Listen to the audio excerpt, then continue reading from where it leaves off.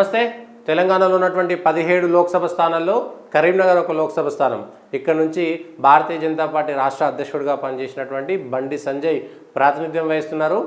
కరీంనగర్ లోక్సభ స్థానంలో కూడా అక్కడ ఉన్నటువంటి రాజకీయ పార్టీల బలాబలాలు, అక్కడ ఉన్నటువంటి రాజకీయ పార్టీల చరిత్ర, అక్కడ ఉన్నటువంటి పరిస్థితులను ఒకసారి అవలోకనం చేసుకుంటే ఇక్కడ కూడా 7 అసెంబ్లీ స్థానాలు ఉన్నాయి. మిగిలినటువంటి లోక్సభ స్థానాలనే ఇక్కడ కూడా 7 అసెంబ్లీ స్థానాలు ఉన్నాయి. 7 అసెంబ్లీ స్థానాల్లో 2023 మొన్న జరిగినటువంటి అసెంబ్లీ ఎన్నికల్లో 3 బీఆర్ఎస్ స్థానాలు, 4 కాంగ్రెస్ గెలిచింది. ఇక్కడ బీజేపీ ఒక్క స్థానం కూడా గెలవలేదు. కరీంనగర్ నుంచి గంగుల కమలాకర్ మాజీ మంత్రి టీఆర్ఎస్ తరఫున, చొప్పదండి ఎస్సీ నియోజకవర్గంలో మేడిపల్లి సత్యం, వేములవాడలో ఆది శ్రీనివాస్ 3-4 సార్ల తర్వాత ఆది శ్రీనివాస్ మొదటిసారి కాంగ్రెస్ పార్టీ నుంచి గెలిచిండు. సిరిసిల్లలో KT Rama Rao TRS working president మాజీ మంత్రి కేటీ రామారావు మళ్ళా గెలిచిండు. Manakondur doctor Kavvampally Satyanarayana Congress party నుంచి, హుజూరాబాద్లో పాడి కౌశిక్ రెడ్డి, ఈటెల రాజేందర్ ఓడిపోయారు అక్కడ బీఆర్ఎస్ పార్టీ. హుస్నాబాద్లో పొన్నం ప్రభాకర్ ఇప్పుడు మంత్రిగా ఉన్నారు. ఇక్కడ కరీంనగర్లో బండి సంజయ్ ఎమ్మెల్యేగా పోటీ చేసి 3-4 వేల ఓట్లతోటే ఓడిపోయారు. ఇట్లా 7 నియోజకవర్గాల్లో ఒకటి కూడా బీజేపీ లేదు, 4 కాంగ్రెస్, 3 బీఆర్ఎస్ ఉన్నాయి. కరీంనగర్ చరిత్రలో కూడా ఎక్కువ కాలం ఇక్కడ వెలమ సామాజిక వర్గానికి సంబంధించినటువంటి ఎంపీలు ఎక్కువగా ఉండేది అనేటువంటిది ఉంది. మద్దెం ఎల్లారెడ్డి అప్పుడు పీడీఎఫ్ నుంచి, ఎంఆర్ కృష్ణ, శ్రీరంగారావు, జువ్వాడి రమాపతిరావు, సత్యనారాయణరావు, జువ్వాడి చొక్కారావు, విద్యాసాగర్ రావు, చంద్రశేఖరరావు, వినోద్ కుమార్ రావు, ఇట్లా అందరూ కూడా ఆ సామాజిక వర్గం వాళ్ళకు సంబంధించినటువంటి నాయకులే ఉంటుండేది. మధ్యలో ఒకసారి పొన్నం ప్రభాకర్, బండి సంజయ్, ఎల్ రమణ తప్ప దాదాపుగా ఆ సామాజిక వర్గం సంబంధించినటువంటి వాళ్ళే గెలవడం అనేటువంటిది రివాజ్గా ఉంది. బీజేపీ నుంచి విద్యాసాగర్ రావు 98, 99లో గెలిచారు. 99లో ఇక్కడ కేంద్ర మంత్రిగా కూడా కరీంనగర్ నుంచి గెలిచిన తర్వాత వ్యవహరించారు, కేంద్ర హోంశాఖ సహాయ మంత్రిగా. ఆ తర్వాత బండి సంజయ్ 2019లో గెలిచాడు. దాదాపుగా 20 సంవత్సరాల గ్యాప్ తర్వాత బీజేపీ గెలిచింది. మధ్యలో 2004లో కేసీఆర్ ఇక్కడ నుంచి గెలిచి కేంద్రంలో మంత్రిగా కూడా పనిచేశారు. 2004లో కాంగ్రెస్కు సంబంధించినటువంటి యూపీఏ 1లో కేంద్ర మంత్రిగా కూడా వ్యవహరించారు. ఆ తర్వాత కాంగ్రెస్కు టీఆర్ఎస్కి వచ్చినటువంటి కొట్లాటల్లో కేసీఆర్ రిజైన్ చేసి ఒకసారి ఛాలెంజ్ చేసి ఎంఎస్ఆర్ ఛాలెంజ్ చేయడం వల్ల ఒకసారి 2006లో 2008లో 2 సార్లు ఇక్కడ ఉప ఎన్నికలు వచ్చినాయి. 2008లో జీవన్ రెడ్డి తక్కువ ఓట్లతోటి ఓడిపోయారు, 15-20 వేల ఓట్లతోటి. ఇంతకుముందు ఇప్పుడు మంత్రిగా ఉన్నటువంటి పొన్నం ప్రభాకర్ 2009లో కాంగ్రెస్ పార్టీ నుంచి ప్రాతినిధ్యం వహించారు. వినోద్ కుమార్ 2014లో టీఆర్ఎస్ పార్టీ తరఫున గెలిచారు. 2019లో బండి సంజయ్ గెలిచారు. 2019లో బండి సంజయ్కి 4,98,000 ఓట్లు వస్తే బోయినపల్లి వినోద్ కుమార్ సిట్టింగ్ ఎంపీకి 4,08,000, పొన్నం ప్రభాకర్కు 3వ స్థానం 1,79,000 ఓట్లు వచ్చినాయి. 2014లో బోయినపల్లి వినోద్ కుమార్కి 5,05,000 వస్తే పొన్నం ప్రభాకర్కు 3 లక్షలు, సిట్టింగ్ ఎంపీగా ఉన్నాడు అప్పుడు. చెన్నంనేని విద్యాసాగర్ రావు, బోయినపల్లి వినోద్ కుమార్ అంతకుముందు వరంగల్ నుంచి కూడా ఎంపీగా ఉన్నాడు 2004లో. విద్యాసాగర్ రావుకు 2,14,000 ఓట్లు వచ్చినాయి. 2009లో పొన్నం ప్రభాకర్కు 3,17,000, వినోద్ కుమార్కు 2,67,000. వెలిచాల రాజేందర్రావు ఇప్పుడు కాంగ్రెస్ పార్టీ నుంచి పోటీ చేస్తున్నటువంటి వ్యక్తి, అంతకుముందు పీఆర్పీ నుంచి పోటీ చేస్తే 1,75,000. చందుపట్ల జంగారెడ్డి 1,22,000 ఓట్లు వచ్చినాయి.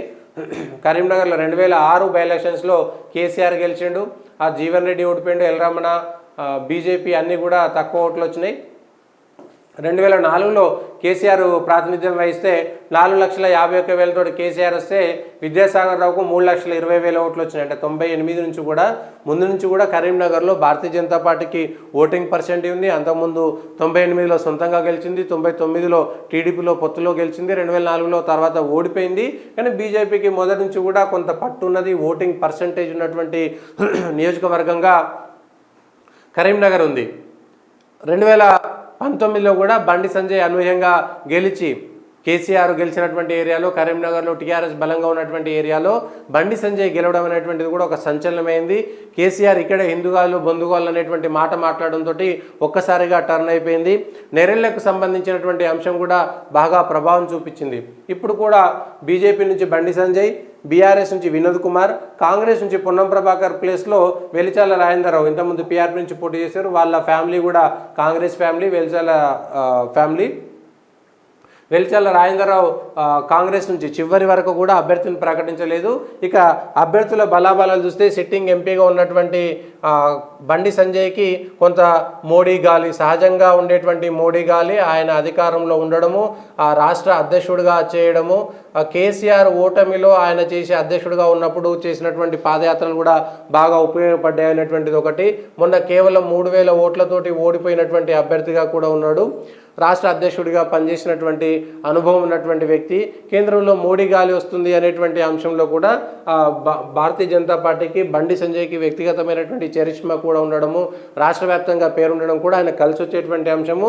రాష్ట్ర అధ్యక్షుడు హోదాలో కూడా పనిచేసినటువంటి అనుభవం ఉన్నటువంటి వ్యక్తిగా బండి సంజయ్కు కలిసి వచ్చేటువంటి అంశం. ఇక వెలిచాల రాజేందర్రావు ఒకసారి పోటీ చేసినా కూడా కాంగ్రెస్ పార్టీ ఇప్పుడే పుంజుకున్నది, రాష్ట్రంలో అధికారంలోకి వచ్చింది. 4 ఎమ్మెల్యేలు ఉండడం అనేటువంటిది కూడా వీళ్ళకు ప్లస్ పాయింట్. అధికారంలో ఉండడం అనేటువంటిది ఒక ప్లస్ పాయింట్, 4 ఎమ్మెల్యేలు ఉండేటటువంటిది ప్లస్ పాయింట్. కానీ అభ్యర్థి 2009 తర్వాత కొద్దిగా ప్రజల నుంచి దూరంగా ఉన్నటువంటి అభ్యర్థిగా ఉన్నారు. కానీ వాళ్ళ కుటుంబం అనేటువంటిది కూడా కలిసి వస్తుంది. సహజంగా కాంగ్రెస్ పార్టీకి ఉండేటువంటి ప్లస్ పాయింట్. వినోద్ కుమార్ మాజీ ఎంపీ, 2 సార్లు ఎంపీగా పనిచేశాడు. అక్కడ వరంగల్లో గెలిచాడు. ఇక్కడ తర్వాత ఈ ఉపాధ్యక్షుడిగా కూడా పనిచేశాడు. తెలంగాణకు సంబంధించినటువంటి ప్లానింగ్ కమిషన్కు సంబంధించినటువంటి వైస్ ప్రెసిడెంట్గా కూడా పనిచేసి అట్లా కూడా కేసీఆర్కు చాలా దగ్గర వ్యక్తి. గతంలో బీఆర్ఎస్ పార్టీకి సంబంధించినటువంటి ఢిల్లీ వ్యవహారాలను కూడా వినోద్ కుమార్ చూసేది. ఆ తర్వాత కవిత గెలిచిన తర్వాత వినోద్ కుమార్కు కవితకు ఆ మధ్యలో కొంత గ్యాప్ వచ్చినటువంటి సమాచారం కూడా ఉంది. గెలిచినటువంటి మొన్న ఎన్నికలు ప్రారంభమైన కొత్తలోనే వినోద్ కుమార్కు సంబంధించినటువంటి బంధువుల ఇంట్లో 6 కోట్ల రూపాయలు దొరికినటువంటి అంశం కూడా ప్రభావితం చూస్తుంది. ఇక కరీంనగర్లో వినోద్ కుమార్ గెలుస్తారు. కరీంనగర్లో టీఆర్ఎస్కు బలం ఉందనుకున్నటువంటి చోట అధికారంలో ఉన్నప్పుడే బీజేపీ గెలిచింది. కేసీఆర్ అధికారంలో ఉన్నప్పుడే 7 టీఆర్ఎస్ ఎమ్మెల్యేలు ఉన్నప్పుడే అక్కడ బీజేపీ విజయం సాధించింది. సో బీజేపీ విజయం సాధించిన చోట ఇప్పుడు అధికారం కోల్పోయిన తర్వాత సహజంగా కేసీఆర్ కుటుంబానికి టీఆర్ఎస్కు ఉన్నటువంటి వ్యతిరేకత కలిసి వస్తుందా లేదా అనేటువంటిది చూడాలి. ఏదో పోటీ చేయడమే తప్ప గెలుపు అనేటువంటిది కరీంనగర్లో సాధ్యం టీఆర్ఎస్కు కావడం లేదు. ఇప్పుడు కాంగ్రెస్కు బీజేపీకి మధ్య మాత్రమే పోటీ ఉంది. బీజేపీ కాంగ్రెస్ 2 పార్టీల మధ్య మాత్రమే పోటీ ఉంది.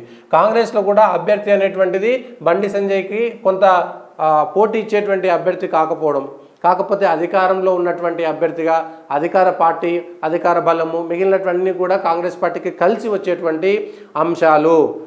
ఇక్కడ కాంగ్రెస్ బీఆర్ఎస్ ఇద్దరు కూడా ఒకే సామాజిక వర్గానికి సంబంధించడము, బీజేపీ బీసీ అభ్యర్థి ఉండడం కూడా కొంత మేరకు కలిసి వచ్చేటువంటి అంశం. హిందుత్వ అనేటువంటిది కూడా ఆయనకు బాగా కలిసి వచ్చేటువంటి అంశం. హిందుత్వ, నరేంద్ర మోడీ గాలి ఇవన్నీ కూడా బీజేపీకి కలిసి వచ్చేటువంటి అంశాలు.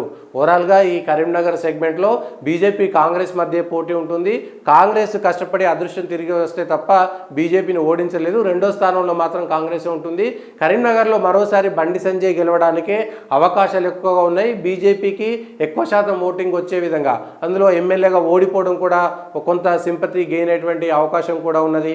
ఎమ్మెల్యేగా గెలుస్తారనేటువంటిది వచ్చి 3,000 ఓట్లతోటే ఓడిపోవడం, వరుసగా 3వ సారి అసెంబ్లీ ఎన్నికల్లో ఓడిపోవడము, గతంలో ఎంపీగా పనిచేయడం, ఇట్లాంటి అంశాలన్నీ కూడా సహజంగా నరేంద్ర మోడీ గాలి ఉండడము.